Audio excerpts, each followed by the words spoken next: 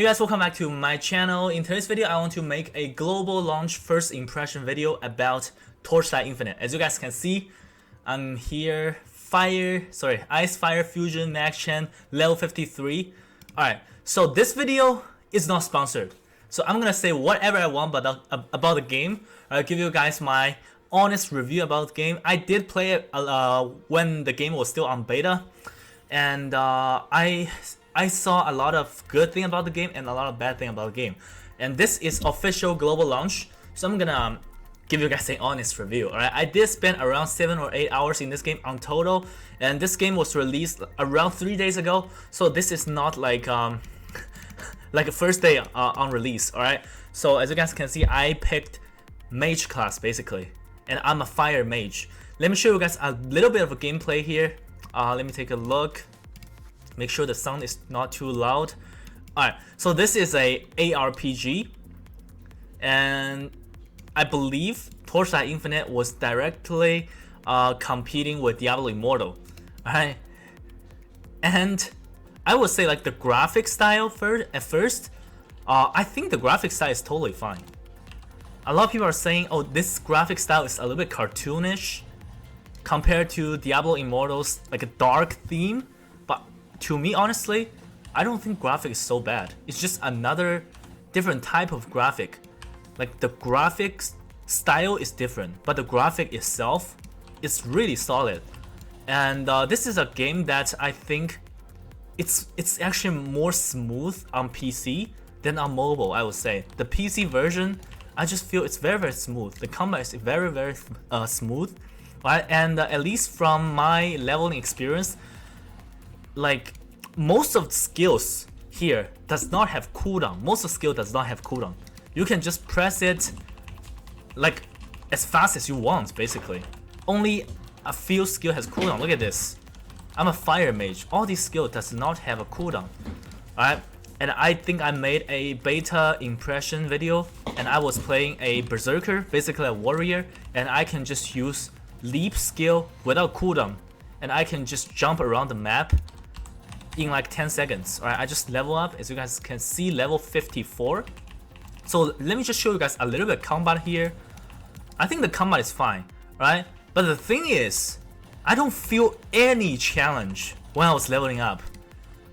How I feel about this is I'm just instantly deleting everything I saw, including the boss, right?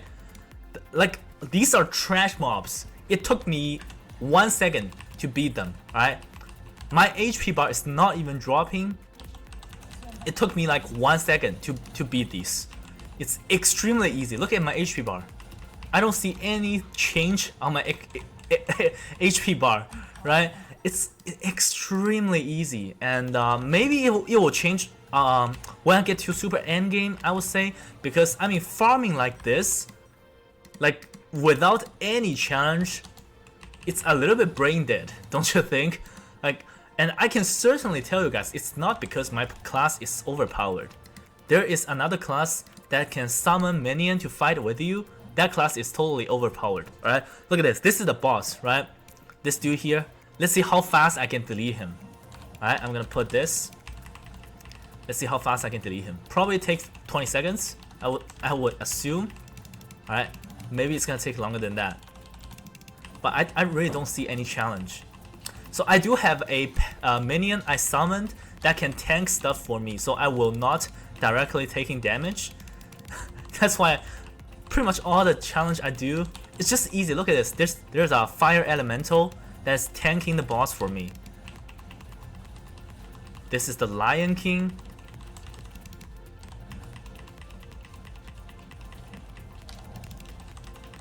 Look at this. Just deleting the boss. It was super easy. Alright, that's it. Seems like, did I get any legendary item? So in this game there are also legendary items, and there are a lot of epic items. See this question mark here? You have to identify these question mark item. All you have to do is click this. You'll identify, and it will compare to the gear you have. But I usually what I do is I never trust these, like damage or survival. These comparison, I never trust these. I have to read through all the stats here. Alright, and basically that's how you get stronger and stronger when you're progressing your character, just kill the mob and loot these gear and identify them. If these gear are like rare or gray gear, like these are just completely trash. You can sell these right away. Alright, only the gear that needs identify are the gear you're gonna potentially use. So that's how you progress your character to be stronger and stronger. And let's see, is there any other class feature here? Alright, so the skills. You can use, I believe you can use 5 active skills. What I did is I use 1 mobility skill, Shadow Dash, and 4 attack skills. And I'm a fire mage. I don't want to, I want to focus on 1 element. Alright, a lot of people play, when they're playing mage, they're playing fire and ice. Like I just want to focus on fire. And you can choose 3 passive skill that is gonna make your character stronger. Alright, the bottom 3 skills are the passive skill, and one of the skill is summon flame spirit. This is just I can have a pet that can fight alongside with me. Alright, and he will be tanking all the damage and tanking the boss for me. I think this is a very good skill. And for all the active skill, you can use passive 3 up to, I believe, maybe up to 5 passive skill to support this active skill. Look at this. For example, this flame explosion. This is just a support skill to empower my main skill here. This is the active skill I'm using. So this is definitely a kind of an interesting system they developed. And we can see on the top right corner, there's energy. Alright, as you level up, you're gonna get more energy. And to unlock every slot, you can see it requires 15 energy. That's how you unlock the passive skill slots to support your main skill. And let's see, there are any other systems. So the talent, you can have up to 3 talent every character. And obviously these talent are just gonna, it's just gonna boost my damage basically. Look at all these, these talents are unlike other ARPG. These talents are ridiculous strong, right? Every level you got, you will have 1 talent to spend. Alright, I think I do have 1 talent available. So look at this. This 1 talent is gonna give me 24% increased damage. This is unlike any other ARPG I played. Every talent you pick is gonna be ridiculous strong, right? Look at this. I can pick this one. Alright, so let's just pick this one. So when I first started at level 1, I was doing 10-20 damage, and now every hit I can do a couple, 20 or 30,000 at least damage. So, and I saw people when they're getting to the end game, they can do 20 million damage per hit, something like that. So the stats inflation is absolutely crazy in this game. Alright, so this is hero trait. This is just a very simple version of talent. You can only pick this many, so there's really nothing to talk about hero trait.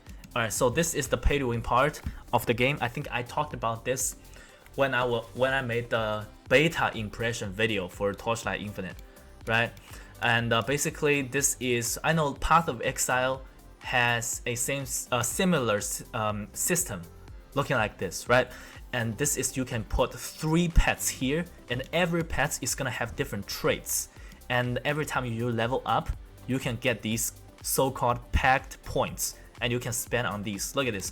These are extremely strong. These are extremely strong. Look at this, 24% spell damage. That's just 24% straight damage increase to my class. So this is a legendary pet, right? So I will say this is definitely ridiculously strong, all right? And let's see how you can get legendary pet, right? So it's from the boom system, and I also showed this when it was in beta. It seems like nothing has changed, right? So basically, let's see, view details. You have 1.5% chance to get a legendary pet, and as a beginner, the first 30 pulls you did is gonna guarantee you a legendary one. That's what I did. I pulled 30 and I got 1 legendary, and I'm done. Alright, I just got 1 legendary pet, looking good. And let's take a look at shop. Is there any super pay to win stuff? So this is the monthly pass. Of course I bought it. This monthly pass is $5, I believe. You can just get some diamond every day you log in. I know it's pay to win, but honestly I don't really care about this. Alright, like as long as the game is good, I'm not against a monthly pass because this is a free game, right? So let's say the top up, I did purchase a little bit here. I think I spent a total of $50 on this game, and we have hero shop. I don't have enough coin for this, and there is battle pass in this game. All right, let me show you guys this. Let me go back to the city and show you guys the battle pass in this game. The ironic thing is, a while back when this game was not even in beta, I believe their developer on Twitter said that this game will be a battle pass free game. So what they meant was this game will have no battle pass, but obviously they lied, right? Obviously they lied. Look at this, season pass. All right, this is season pass. I bought it. All right, I bought it. I think it's like $10, something like that. So I don't really mind spending $10 in a game, like as long as the game is good. I mean, so, and the battle, like it's called season pass, right? And I think this game was like, this game is kind of like a seasonal game, like Diablo 3. I believe they have a different season and every time one season ends, your character is gonna move to a like old season server. I'm not sure how that's called, and everybody will be starting on a new server. Like everybody will be starting at level 1 again. That's what I believe. You can choose your new class or etc. But your old character's progression will still be stored in a old season server. I believe that's how it works in this game. That's why we have a season pass, right? And this season pass lasts very long. Look at this, 87 days left. And I believe in this game, every season is 90 days. After 90 days, your character, there will be a new season. So you will be starting a new character if you want to have a new playstyle, because every season there are new playstyle. Alright, so this is the season 1 of Torchlight Infinite, I believe. And on the main city, you will be able to see other players, but at least like from the story campaign, because I'm not super endgame, and from story campaign here, you will not be able to play with other player. Right?